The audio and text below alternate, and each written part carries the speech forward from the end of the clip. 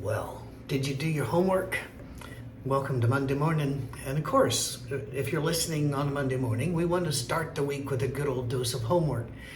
If you didn't listen to last week's, seriously, you got to go back and listen to know what in the world we're doing today and what oral interpretation is.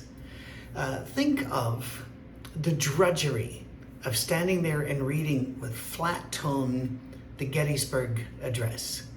And then try to imagine it being given by the great man himself. Or if you're listening from another country and you have no clue what that is, think of a speech that you've heard. Martin Luther King Jr., King Charles, whoever said it, and then try to imagine it being given with that flat intonation, the way we almost always read scripture, leaching every bit of the culture, joy, pathos, pain, happiness, surprise, wonder, all of it out, just so that we get the words right, even though we lose all else.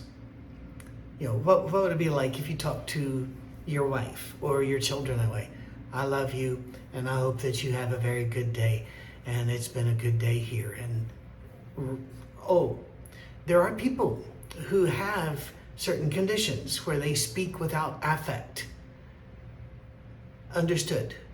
But when we read scripture, that's the easiest way I know of to bore people and to kill the reading of scripture.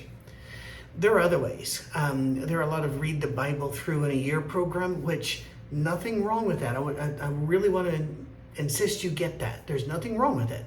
However, most people, when they're in one of those programs, then get into I'm going to do my homework and be finished. So I'm reading these 4 chapters or whatever section it is, and then I'm done. And because they're reading it that way, there's no oral interpretation.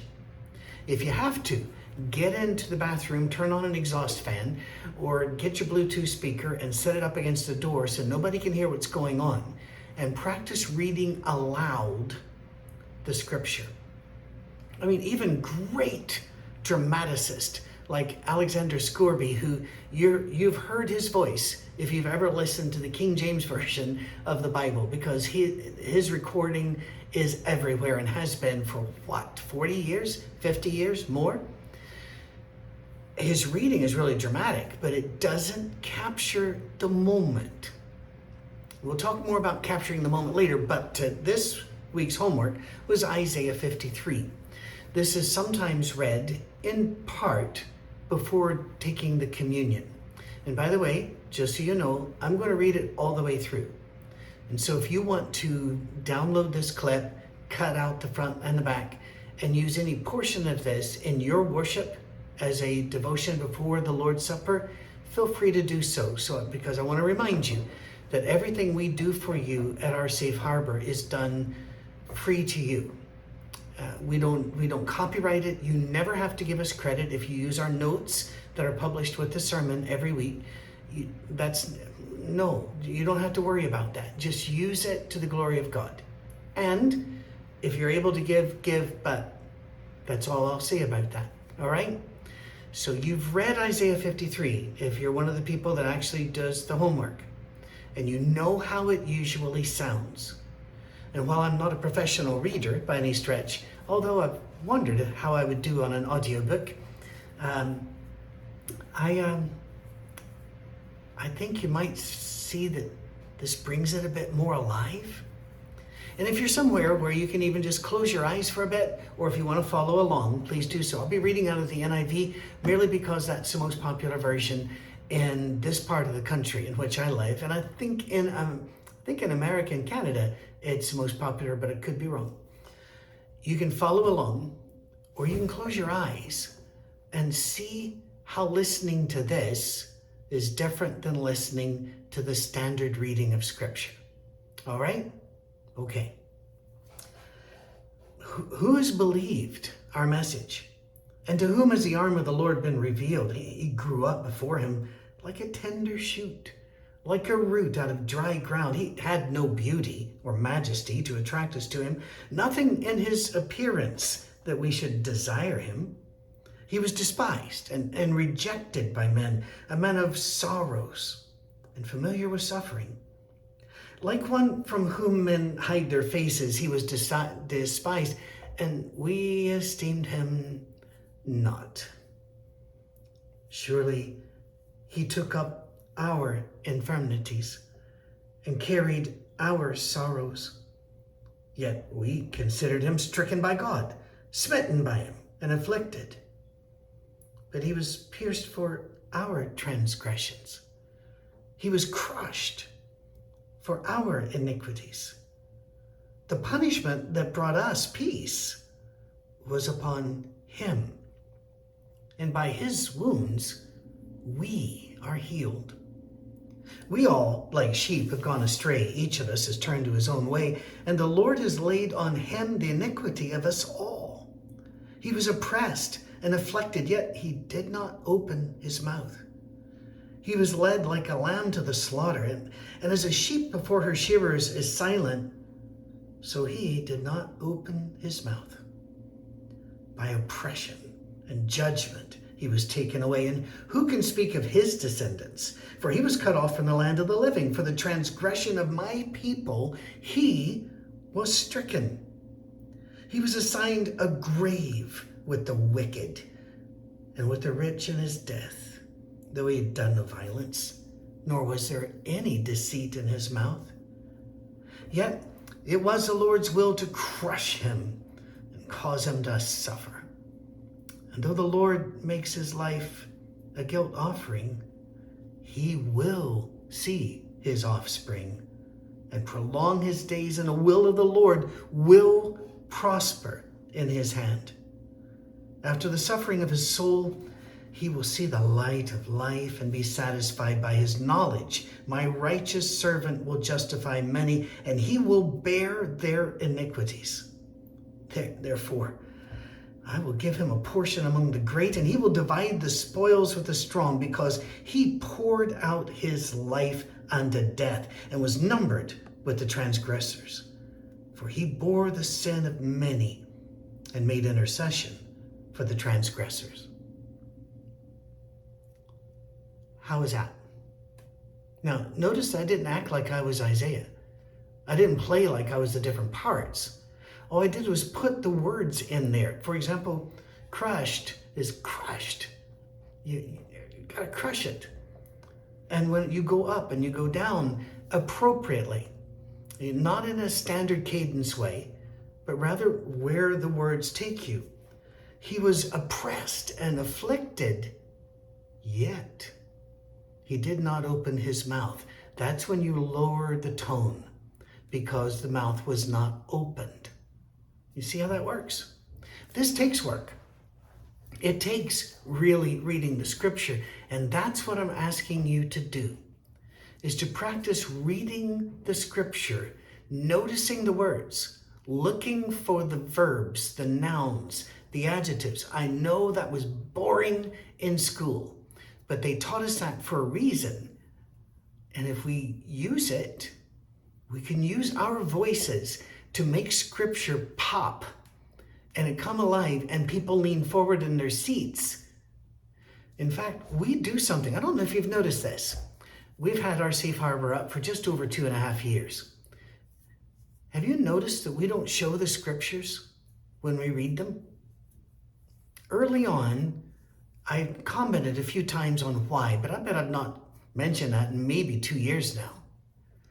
We need to learn how to listen, because that's how the first Christians, all the way up until the year 1400 or so, had to receive scripture.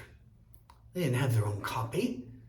In some places it wasn't allowed. In other places it was in a different language than the one you spoke. And in other places it was too expensive. You had to hand copy them before Gutenberg and the movable type allowed us to actually publish books at a somewhat reasonable price, but still middle class and below, no, you're not getting the book. So you had to listen. So the readers had to use oral interpretation, it's called, where you use your mouth and your tone of voice and somewhat your posturing to help get across the words on the page. Now, this wasn't part of your homework. I hope you keep working on Isaiah 53. It is just such a powerful chapter. There are several others that I could have picked. But I want to go back to Mark 1 now. Now, we looked at that last week. But in Mark 1, there's a whole lot going on. We've already got John the Baptist. We've got the baptism of Jesus. We've already got all of that. But what I want us to do is go down to verse 21. Mark 1:21, and see what happens there. Now, by this time in our midweek Bible class, I'm assuming we've already covered this, just covered this. I and Dr. Rick Hastings, because we're now doing together the Bible stories, just Jesus stories, and we're starting with Mark. So, all right, see how he did it, but then look at how this usually works. Verse 21, they went to Capernaum. When Sabbath came, Jesus went into the synagogue and began to teach. The people were amazed at his teaching because he taught them as one who had authority, not as the teachers of the law. Just then a man in their synagogue who was possessed by an evil spirit cried out, "What do you want with us, Jesus of Nazareth? Have you come to destroy us? I know who you are, the Holy One of God." That's the way we generally read it. Certainly no sin in that, but there's also no power, no passion, and you get no pictures in your head. None. And as soon as the words are done, they leave you because you didn't take time to put pictures in. So your homework is to practice on this very short passage, starting at verse 21, going through verse 28. Now that's not the end of the drama, even in this little chapter. And it certainly wasn't the beginning, as you learned last week. But I want you to work on it and try to read it through oral interpretation, which again just means you bring the emotion, the setting into play. You pay attention to the words. You put yourself into the text until you can see the text. But it doesn't necessarily mean acting. If you wanted to act this out, that'd be fine. In fact, I would really enjoy that. But I'm not an actor. I couldn't pull it off, I don't think.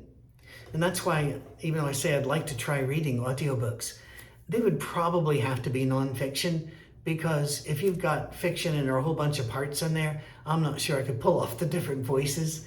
And the people that can are amazing to me. So you don't have to do that. You don't have to play act. So let's look at this passage one more time, and then we'll be done today, and I'm going to let you play with it for a week. And then we're going to come back and talk about how we read Scripture one more time and see. I'm just going to see from your emails. If you're interested in this at all, we may do a long form of this. In other words, do an hour and a half of teaching how and giving some notes and such, but not on a Monday morning, because Monday mornings are tight, right? So it'd probably be a special video, like we post those of Liz Hunt and interviews of others on a Friday. Okay? Here we go. They came to Capernaum. When the Sabbath came, Jesus went into the synagogue and began to teach. The people were amazed. See, there's a good verb. Amazed at his teaching. Because he taught as one who had authority, not as the teachers of the law. Just then, a man in their synagogue who was possessed by an evil spirit cried out, "What do you want with us, Jesus of Nazareth? Have you come to destroy us? I know who you are, the Holy One of God." "Be quiet," Jesus said sternly. "Come out of him." The evil spirit shook the man violently, came out of him with a shriek. The people were all so amazed that they asked each other, "What is this? A new teaching? And with authority? He even gives orders to evil spirits and they obey him." News about him spread quickly over the whole region of Galilee. Read the same words I read before, but they were amazed. The whole region. Now, you could read the Jesus part here and the demon part here in a variety of ways. The way I just read them to you, not at all the only way to read this. You can do that, what I did, that little "be quiet," like Jesus was hissing it at him. Or you can yell, "Be quiet." Because this really is the Aramaic and therefore Hebrew and version of "shut up, get out." And you can bring that intonation to it as well. I'd recommend you don't say shut up, get out, even though it would be accurate, because so many people would be noticing you said shut up that they're not paying attention to the rest of it. So pay attention to that. Anyway, can you try that? We've hit our time limit. That's your homework for next week. We're going to talk a little bit more about it. If you want a sneak preview, we're heading to Psalm 139. Okay? And that'll be the last in this short series. And if you want me to do a longer series on it, not on Mondays, but a special video up, please let me know. Send it to me at patrick@oursafeharbor.com.